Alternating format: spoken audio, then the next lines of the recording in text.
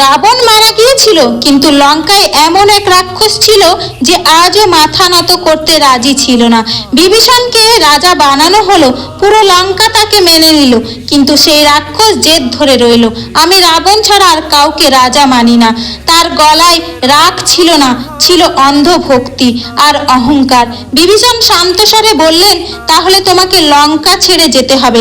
রাক্ষস অসহায় হয়ে বলল, চারিদিকে সমুদ্র, আমি না উঠতে পারি না সাঁতার জানি, যাব কিভাবে? তখন বিভীষণ মুচকি হেসে তাকে একটি ছোট্ট পাতা দিলেন। এটাকে মুঠোর মধ্যে বন্ধ করে হাঁটতে থাকো, সমুদ্র নিজেই পথ ছেড়ে দেবে, কিন্তু মনে রেখো মুঠো খুলবে না।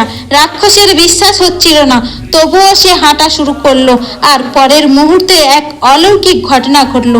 তার পায়ের নিচে থেকে সমুদ্রের জল সরে যেতে লাগলো, আর তার জন্য পথ তৈরি হয়ে গেল।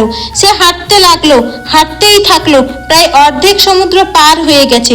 কিন্তু তখনই তার মনে প্রশ্ন জাগলো, এই ছোট্ট পাতের মধ্যে কি এমন আছে? কৌতূহল বাড়তে লাগলো। অবশেষে সে মুঠো খুলে ফেললো।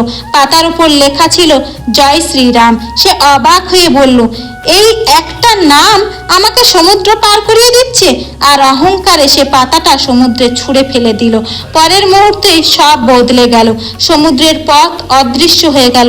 এক ভয়ঙ্কর ঢেউ উঠল, আর নিজের সেই অহংকার নিয়ে রাক্ষস সমুদ্রের গভীরে ডুবে গেল।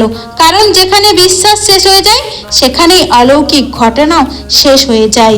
জয় শ্রীরাম।